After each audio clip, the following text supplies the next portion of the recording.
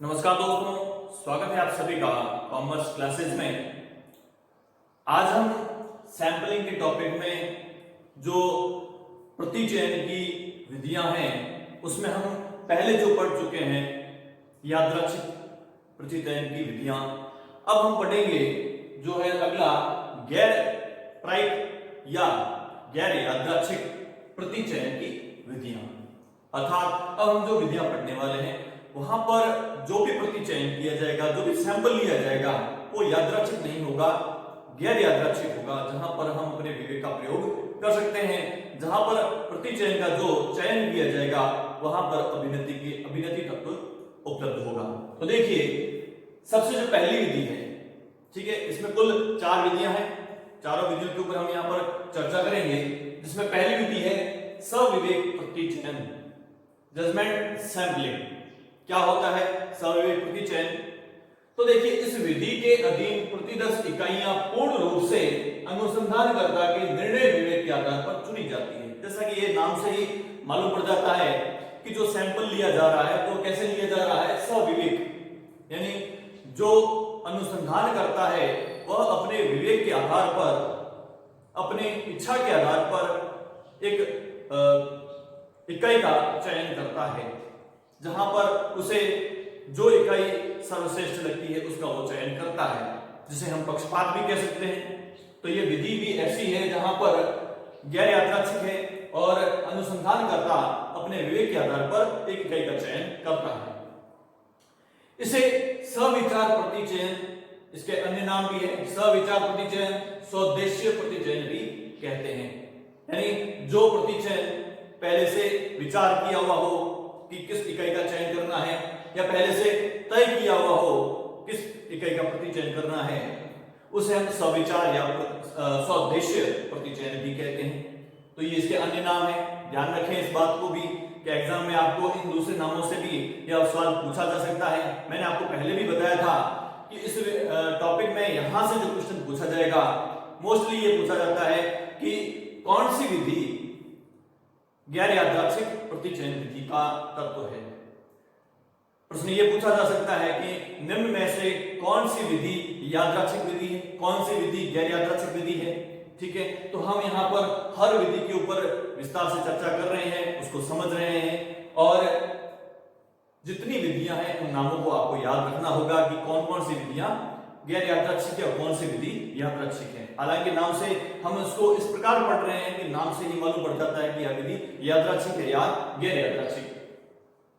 आगे देखिए कि इस विधि में ऐसे प्रतिदर्श का चयन किया जाता है जिसे चयनकर्ता किसी विचाराधीन अभिलक्षण के संदर्भ में संबंध समष्टि का निरूपक या प्रतिनिधि समझता है। क्या करते हैं, इस विधि के अंदर किसी ऐसे प्रतिदर्श को चुना जाता है जिसे चयनकर्ता अर्थात जो अनुसंधान करता है, जो सैंपल लेता है, वो समष्टि का उसमें से एक प्रतिनिधि के रूप में उसका चयन करता है। वो यही समझ के उसका चयन करता है कि हमने इस इकाई का यदि चयन कर लिया और इसके ऊपर अनुसंधान कर लिया, इसका अर्थ यह है कि हमने पूरी समष्टि का अनुसंधान कर लिया है। इसी आधार पर वह एक इकाई का चयन करता है। इसमें न किसी नियम का पालन होता है और न ही यह यादृच्छिक है। जैसा कि हमने पहले भी बात की थी कि यह विधि भी कौन सी है, गैर यादृच्छिक विधि है। और यहां पर जो इकाई का चयन किया जाता है वह अनुसंधानकर्ता के विवेक के ऊपर निर्भर करता है। उसे कौन सी इकाई सही लगती है उसी का वो चयन करता है, इसलिए इसमें किसी प्रकार का नियम नहीं होता है। नियम वहीं पर लागू होता है जहां पर अनुसंधानकर्ता का विवेक काम में न लिया जाए। यहां पर अनुसंधानकर्ता स्वयं के विवेक से चयन करता है, इसलिए कोई भी रूल्स जो है यहां पर लागू नहीं होते हैं और न ही यह यादृच्छिक है, क्योंकि अनुसंधानकर्ता अपने इच्छा अनुसार अपने विवेक से किसी इकाई का चयन करता है। अब देखिए इसकी गुण की बात करें। जब समष्टि में से कम संख्या की प्रतिदर्श इकाइयां चुननी है, अगर हमें संपूर्ण समष्टि जो है उसमें से कुछ इकाइयों का ही चयन करना है, तो हम इस सविवेक प्रतिचयन विधि का प्रयोग करते हैं। देखिए, हमें यहां पर इसको थोड़ा और इजीली समझने के लिए एक छोटा सा एग्जांपल मैं देना चाहूंगा।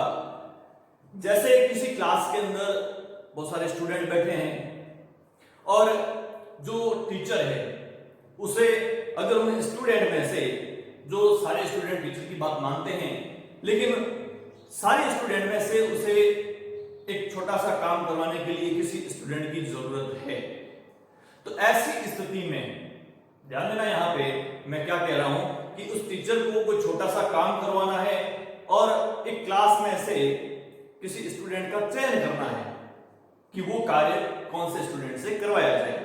हालांकि मैं ये भी कह रहा हूं कि सारे स्टूडेंट जो है वो टीचर को कार्य के लिए मना नहीं करेंगे, लेकिन उसके बावजूद भी हम ये देखते हैं कि टीचर एक ऐसे स्टूडेंट का चयन करता है जो उसे विश्वास हो कि ये काम करेगा। तो ऐसी स्थिति में उन सारे स्टूडेंट में से किसी एक स्टूडेंट को चयन करना, एक स्टूडेंट को सेलेक्ट करना किस आधार पर किया गया? टीचर ने अपने विवेक के आधार पर, क्योंकि उसे पूर्ण विश्वास है कि यह जो है इस कार्य को बहुत ही बेहतर तरीके से कर पाएगा।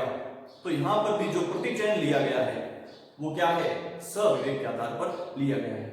तो यहां पर भी यही बात आती है, संपूर्ण पूरी क्लास में से किसी एक स्टूडेंट का हमें चयन करना है तो हम ऐसे स्टूडेंट का चयन करेंगे जो बेस्ट तरीके से काम को कर सके। तो वही बात है कि समष्टि में से कम संख्या का प्रतिशत इकाइयों का चुनना हो। जब हमें सभी इकाइयों में से बहुत ही कम मात्रा में इकाइयों का चयन करना है सैंपल के लिए, तो हम बेस्ट जो इकाई होगी, जो अच्छा परिणाम दे पाएगी, उन्हीं इकाइयों का चयन करना होगा। और वो उसी दशा में संभव है जब हमें सविवेक के आधार पर इकाई का चयन करने की अनुमति हो। तो यहां पर जब हम संपूर्ण समष्टि में से कुछ इकाइयों का चयन करना होता है तो वहां पर हम सविवेक प्रतिचयन विधि को प्रयोग में लेते हैं। इसकी दूसरा गुण है कि कम खर्चे में शीघ्र निर्णय, यह प्रणाली श्रेष्ठ है। अगर हमें कम खर्चे में काम करना है, शीघ्र निर्णय लेना है, तो यह विधि उपयुक्त होती है।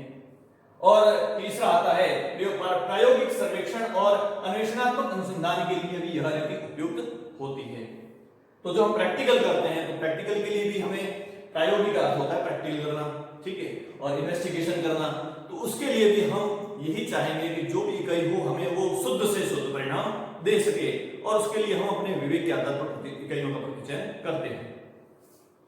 अब इसके कुछ दोष भी हैं। तो देखिए, पहला दोष क्या है? यह वैज्ञानिक नहीं है। वैज्ञानिक का अर्थ होता है कि ऐसी विधि जिसमें कुछ नियम होते हैं, कानून होते हैं, उसके आधार पर जो सैंपल लिया जाता है उसे हम कहते हैं वैज्ञानिक। लेकिन इसमें कोई नियम नहीं है, यहाँ पर स्वविवेक के आधार पर कार्य किया जाता है। तो यह विधि कैसी है?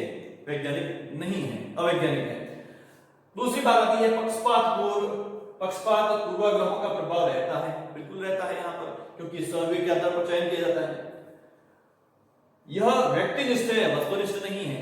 यह विधि कैसी है? व्यक्तिनिष्ठ है, क्योंकि यहाँ पर जो चयन किया जा रहा है वो अनुसंधान करता अपनी इच्छा के आधार पर करता है, न कि यादृच्छिक करता है। इसलिए ये कैसी है? यह व्यक्तिनिष्ठ है। तो ये थी आपके सविवेक प्रतिचयन विधि।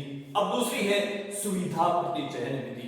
अब ये भी नाम से हमें इसका अर्थ मालूम पड़ जाता है कि भाई यह विधि कैसी होगी।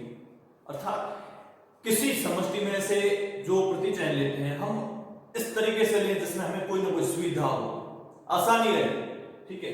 तो ऐसे प्रतिचयन को हम क्या कहेंगे? सुविधा प्रतिचयन। देखिए कैसा है। इस विधि के अनुसार समष्टि का एक सुलभ और सुविधाजनक खंड छांट लिया जाता है।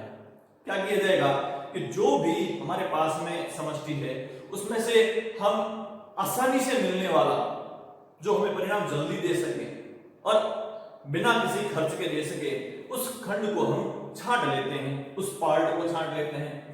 यह खंड न तो प्रायिकता के आधार पर और न ही निर्णय विवेक के आधार पर लिया जाता है। देखिए यहाँ पर जो समष्टि है उस समष्टि में जो हमारे पास में इकाइयां हैं, उस इकाइयों में से हम उस इकाई का चयन करेंगे जो ज्यादा सुविधाजनक हो। लेकिन ध्यान रहे कि यह जो खंड है न तो प्रायिकता यादृच्छिक है और न ही यह निर्णय के आधार पर है। हमें पहले से मालूम ही नहीं है, लेकिन हम उसी समय देखते हैं और हमें यह लगता है कि कौन सा जो है, कौन सी इकाई हमारे लिए ज्यादा सुविधाजनक रहेगी, हम उस इकाई को वहां से चयन करते हैं। वह इसके मूलाधार इकाइयों की उपलब्धि और सुलभता और सुविधा है। जो इकाई हमें तुरंत मिल सकती है, जो सैंपल हमें तुरंत मिल सकता है, जो सुविधाजनक हो, उस इकाई का चयन किया जाना। ठीक है। अब देखिए जैसे इसका एक एग्जांपल दे रखा है। एग्जांपल क्या है? दूरभाष निर्देशिका या मोटर वाहन पंजीयन सूची से प्रति 10 इकाइयां चयनित करना सुविधा प्रति चयन है। हमारे पास में एक टेलीफोन डायरी है और उस डायरी में से हमें कोई भी मोबाइल नंबर या टेलीफोन नंबर लेना है तो हम उस टेलीफोन डायरी से आसानी से जो है वो किसी का भी नंबर प्राप्त कर सकते हैं। तो ये टेलीफोन डायरी क्या है? एक प्रकार से सुविधा प्रति चयन है, क्योंकि हमें यहाँ पर आसानी से नंबर मिल सकते हैं। इसके अलावा भी हमारे पास में दूसरी इकाइयां हो सकती है, लेकिन यह जो टेलीफोन डायरी है वो हमें उस टेलीफोन नंबर को प्राप्त करने में काफी सुविधा प्रदान करता है। तो इसी प्रकार मोटर वाहन पंजीयन की जो सूची है वहां से भी हमें कोई मोटर वाहन की जानकारी लेनी है तो वहां से भी हम आसानी से प्राप्त कर सकते हैं। तो ये जो हमारे पास में उपलब्ध साधन है, ये साधन कैसे हैं? सुविधाजनक है, जहां से हम अपना परिणाम आसानी से प्राप्त कर सकते हैं। तो ये था हमारा गैर यादृच्छिक प्रतिचयन विधि की कुछ दो विधियां, सविवेक प्रतिचयन और दूसरा सुविधा प्रतिचयन। इसके अलावा दो अन्य विधियां हैं जिसके बारे में हम अगले वीडियो में चर्चा करेंगे। आप इसका स्क्रीनशॉट ले सकते हैं। धन्यवाद।